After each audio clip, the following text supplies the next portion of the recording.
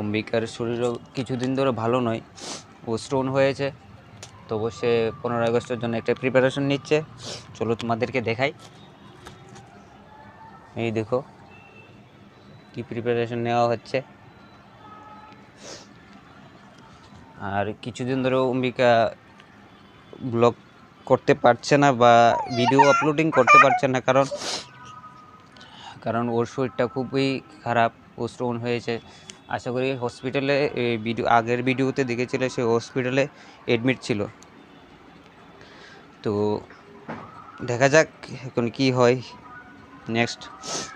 तुझ पे कोई गम की आँच आने नहीं दूं, तुझ पे कोई गम की आँच आने नहीं दूं, कुर्बान मेरी जान तुझ पे शाद रहे तू, कुर्बान मेरी जान तुझ पे शाद रहे तू, ऐ वतन গাইজ, অম্বিকার চ্যানেলে সবাইকে জানাই ওয়েলকাম।